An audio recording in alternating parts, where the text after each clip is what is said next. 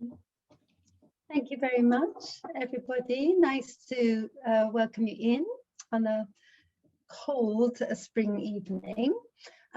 Yes, I'm going to talk to you today about what I feel are the key elements for a healthy childhood. It's strategic that it's not necessarily always happy childhood, because although we want all the children to be happy, we also know that the learning process is not always straightforward for everybody, and we want them to feel happiest when they are engaged with learning. And that learning process, even from being a little baby, learning to crawl, learning to walk, has lots of bumps and bashes on the way. So I'm going to present to you this evening relating the development of particularly the first 7 years to this element of health and well-being. And although I have helped and worked in the main school and upper school quite a lot, my main love is this first 7 years, because it really is the foundation of all that comes after. And it's very noticeable when children have had Waldorf early years, even if their parents haven't been able to afford to pay for further education in a Waldorf school. Sadly, this country, we still on the whole have to pay. And I think this first 7 years is well understood right across the board educationally as being so crucial. So I want to relate this world of early childhood, where we have all been before. We've all been little children once upon a time. And it's sometimes quite difficult to remember what it was like to be a child, and how we learn as a child, and also how we don't learn as a child, and the things positive experiences that we want the children to have. And with the world changing as it is, this is becoming quite a demanding role for parents and for teachers alike. So when I was thinking of this talk, I thought, well, what are these key fundamental key cornerstones for early childhood? And in a very simple way, I would say the freedom to play is one really important one. And I think this is one that Rudolf Steiner brings very beautifully. We have to remember that when he was alive, there were no kindergartens. Children didn't start school till they were nearly 7. And it's still the case on the continent and in many other countries. In the UK, sadly, we send children at ever younger and younger ages. But ideally, children will be in an environment where they mix with other children, ideally with children of a mixed age group, and they have predominantly in their time together, both inside and outside, they have free play motivated by themselves. So what we're looking for a child is an environment that is really invites them to play. And I often describe to parents, when you go on holiday and you don't have all the toys and your Lego and your, all the stuff that the consumerist society has enticed you to buy, or your grandparents to buy for your children, and you go to the seaside, and all you have is the sand and the sea and a bucket and spade, or maybe not even that. And the children are happy day after day after day, always inventing something new out of their own imagination. And so it is if they go to the woods, if they go to the river, if they're outside and form this very close relationship with the natural world, which is where children are at their most at home. They are most at home when they're out amongst the trees, in the grass, with animals, with bird song, with flowers coming up, watching butterflies, and at the moment bird song, and birds flying around, gathering twigs and little feathers for their nests. The children are totally at one with the natural world. And it's a tragedy that most early years schools, although there are forest schools now, so much of a child's time is indoors. And we really need to counteract the whole emphasis in the world on screens and on being in cars. And although we've had this very weird year of all being at home and not being able to go out unless you live in the countryside, we really need to address the fact that most children have very little contact with nature. And nature is, these early years are when you really form this very strong bond. And it's interesting, in the courses I've run for parents over the past over 20 years now, a series of 10 Saturday mornings, when we come to talk about play, and I asked them to go back to their early childhood, and where was it that they played, and what was the place that they liked to play, almost without exception, there are a few, but almost without exception, it was often a particular tree, a particular place in the garden, or maybe over the back fence where there was a wild bit, where sometimes they would play very much on their own. It was their own secret place, away from adults, and where they could be free to let their imagination run. And in that world of imagination, all sorts of things can happen. And I remember it for myself too, having that freedom. And now with so much that is organized, so much safety concern, so many classes and clubs and things for children, that this capacity to use one's imagination is like a muscle that's not being used. So we have children who are less and less creative, less imaginative, are unable to play out of their own imagination. And Steiner really felt, and he was really the only one out of all the many educationalists, Maria Montessori, Eric Frobel, many people at the time who are really similarly reassessing what early education was for, many coming to the similar conclusions. But where Rudolf Steiner was so different is he saw that the way in which children play is how they digest the world around them, that it is their work, and they learn through imitation, and they are imitating all that they see around them, good and bad. They don't have a filter. And so what I want to try and bring to you is a little bit of the theory, or the background of Waldorf education, especially for early years, which again, I have to emphasize, he didn't particularly write about, but what he did say was that was the development of the child. And he observed how children learn and how they grow, and how these very important early experiences in the first 7 years really have an effect for later life. So I'm just going to share now with you a few images, and please do, if you have come late, if you have any questions, put them in the chat, and we'll leave some time at the end, and Lucia will ask me, condense them into a few, and then I'll answer them then. So I'm just going to share my screen. Okay.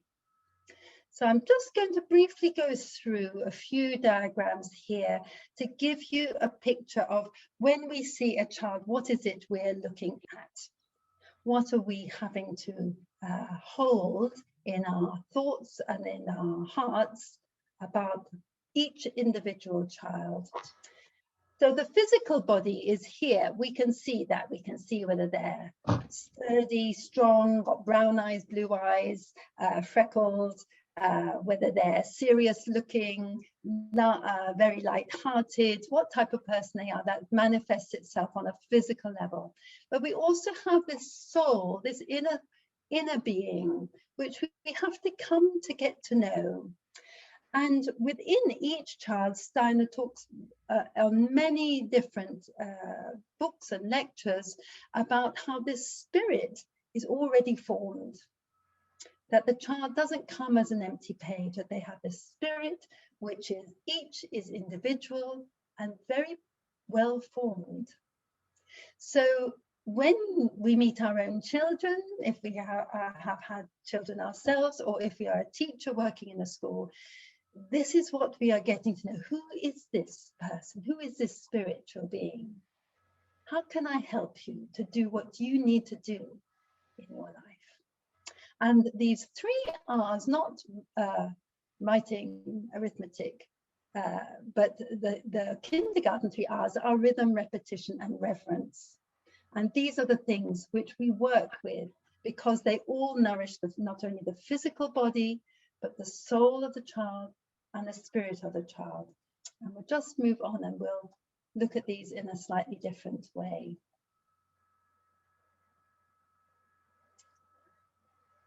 So Steiner talks about how also, and he drew a lot from our ancient religions and beliefs too, that we have all had a past life. And I don't know whether any of you have wondered, if you have brothers and sisters, how we come to be so completely different from other members of the family. And this is because we have this unique spirit who has been before in life and who is coming again in this incarnation to a particular home, a particular family, a particular country, and either with particular siblings or with no siblings.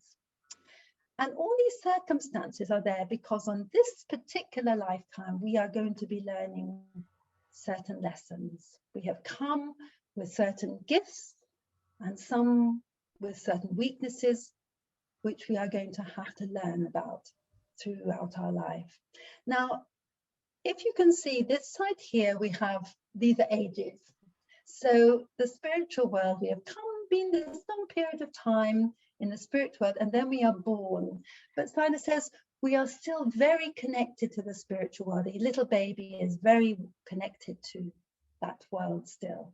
And only very, very gradually, not until we're 9 or 10, do we really become earthly citizens. And there is a real wobble time here at the age 9, 10, when suddenly we realize that this early childhood, we cannot go back. This is a little bit like all of this, the Garden of Eden. And then there is a time when we have to leave. And there can be a real sorrow, a real anxiety, a real tearfulness around this time. But up until here, this age of about 7, the child has this sense that I and you are one. I am part of the world and the world is part of me. That one is a whole rather than one being one unit. It's a very different concept. So I and you are one and the world and I are one. And that's a really important thing to remember when you're working with very young children, because they don't have the same sense of right and wrong. They don't have the same sense of separation. They are totally feel loved by the world and that the world loves them. So another way of putting it, this I called it the layers of the human being. These are all just my diagrams because I hope that they can explain a little bit how we're looking at the child. I'll just make it a bit smaller there so you can see it all. So very importantly, and Steiner talks about this, how at our peril do we rush the stages of development. And he saw that just as in the body renews itself every 7 years or from in the minutiae, so it does in the larger transformations. So that every 7 years there is a transformation right the way through life. Education is just involved in the first 3, but right the way through life. So you might be thinking, oh, I'm 63 or I'm 49. Yes, you're going through another transitional phase. So it's important for us as teachers and parents as well alike to remember that the child is like a plant, and that this first 7 years, the physical body, is like the outer leaves, the first little leaves of a plant. And we can see this happening, can't we, around us in spring.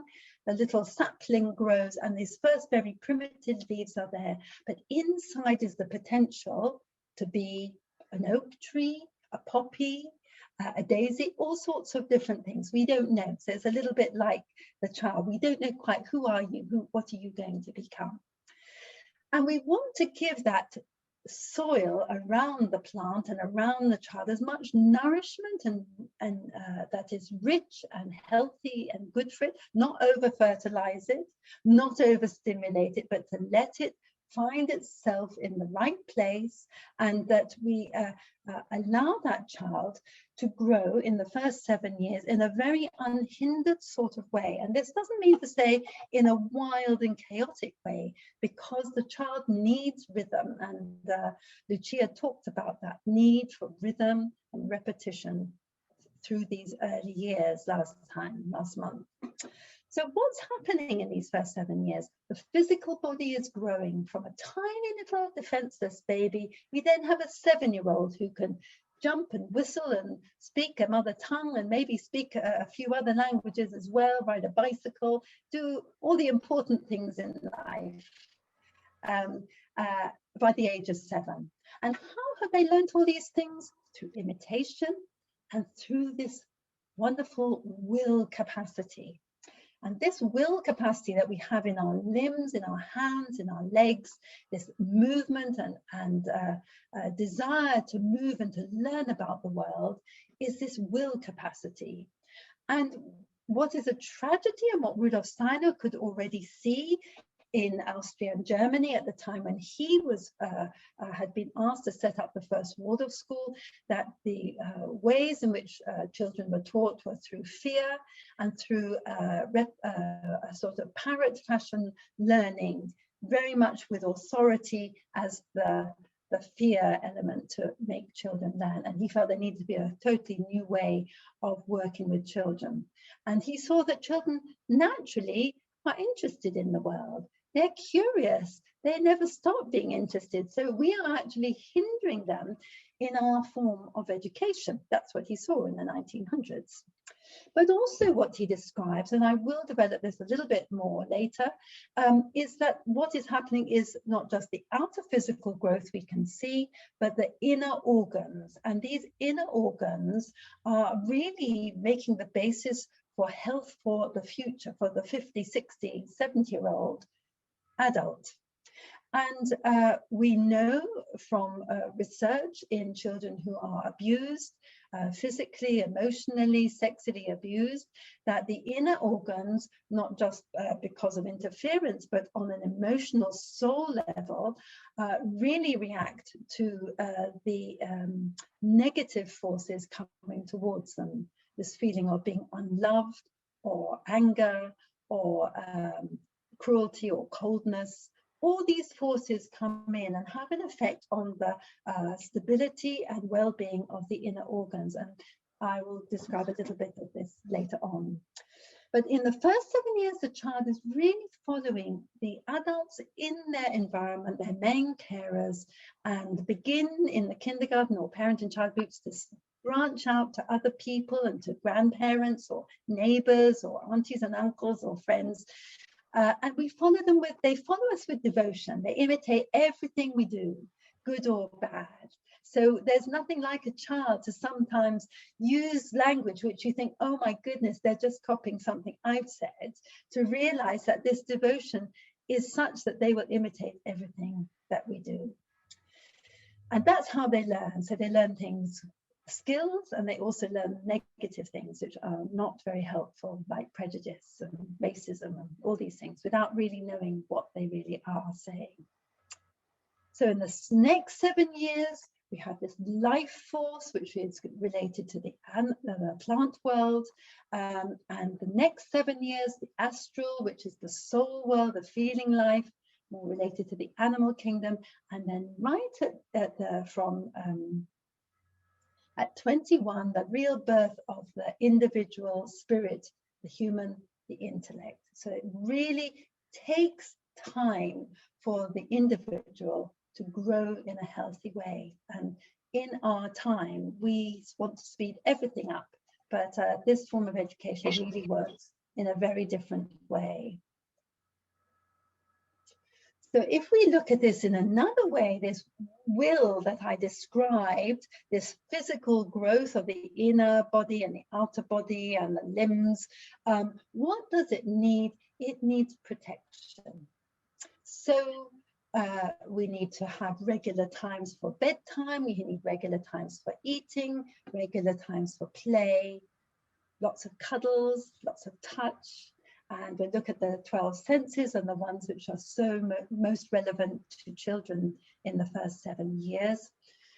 So this protection, and that is something that we don't, again, want to rush through and expect them to have an adult head on a child's body. It doesn't mean that they can't take responsibilities for younger children, but that we are not overloading them with emotional or intellectual concepts or expectations.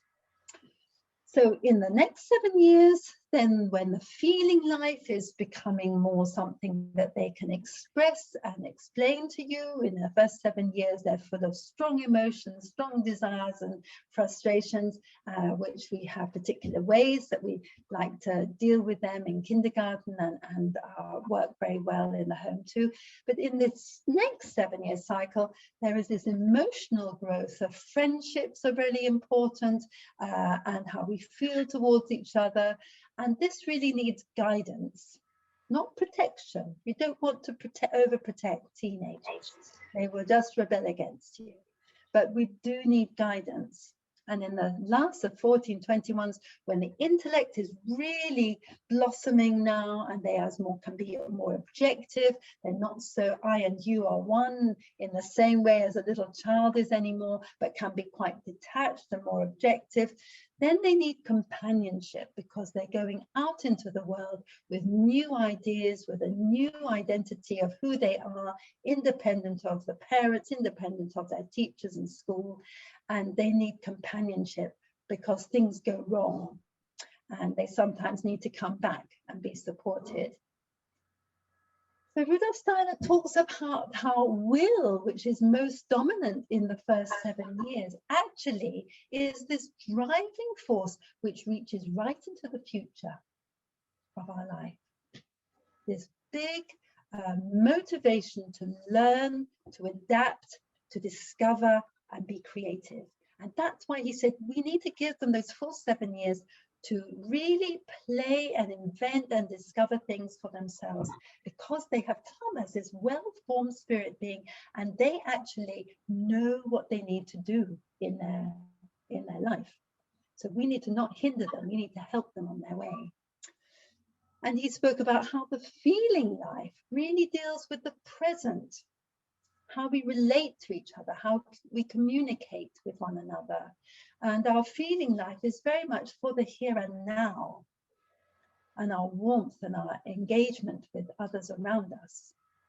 And the thinking life, isn't this interesting? The thinking life relates to the past. So when we get to 14, 20, 21, we can then look back on our childhood, like many an author does, writes their autobiography and looks back on their childhood and sees the influences that have affected them on their way to becoming who they are now.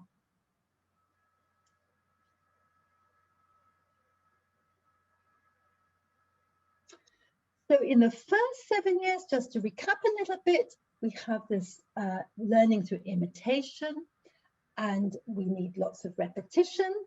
And that makes a child feel very comfortable, because each year, this is why it's lovely in the kindergarten to have a mixed age group, because they have Michaelmas and Easter and St. John's Day and all these lovely celebrations. They come not just once in the year, they will come the next year and the next year and the next year. So we have this seasonal repetition of festivals. We have the daily repetition of activities which we do, like our painting and our drawing and our modeling and our baking and our gardening. And this is the easiest way we learn. We learn so easily at this stage, because imitation, We can practice things again and again, and the children love to do it, whether it's the great achievement of the day in learning to tie your own laces. I know lots of children have Velcro shoes now, but I do wish they'd have laces, because they so love to learn to make that bow on their shoe. And I remember one little boy who, once he did it, he spent the whole rest of the morning undoing and doing up his shoelaces, because it was such a sense of achievement. So many things that we do in these early years, like learning to sew, threading a needle, tying a knot, learning how to make beautiful things out of wool and silk and storytelling. All of this is learned through imitation. So we need teachers and parents who the children can imitate. And we don't want them sitting in front of a screen, because that imitation is not real to them. It's not something they can say, oh, can you show me that again? Can I see that again? It all goes too fast. We want it to be something they can really engage with, human to human contact. So the next 7-year period, where the imagination is really developing more, we're using the arts. In the first 7 years, it was nature and all the world around them, the people who are working in and around them, that the children love to learn from, the plumber, the carpenter, the weaver, whoever it is that they can see, the farmer. Take them out to see real people doing real work. That's what they love, and to see the animals and the plants growing too. But in this next 7 years, they need to have rhythm, learning musical instruments, and their soul, their emotional life is becoming more complex. And this is a more painful way of working. They really stumble across, and we remember it, and we often go through it to ourselves, of learning a new instrument, that you have to repeat it and repeat it and repeat it, and still your fingers won't do what you want them to do. Or you still can't climb that rope, or you still can't climb that tree, and you have to practice and practice. So this period of life, we really are learning through a lot of trial and error in a more painful way than the little child has done. And in this last 7 years, when the child is learning from experience, we are reflecting back, how did I learn something before? If I had a good teacher, if my father or mother was really good at showing me how to do things, I can then begin to learn to do it myself independently of them.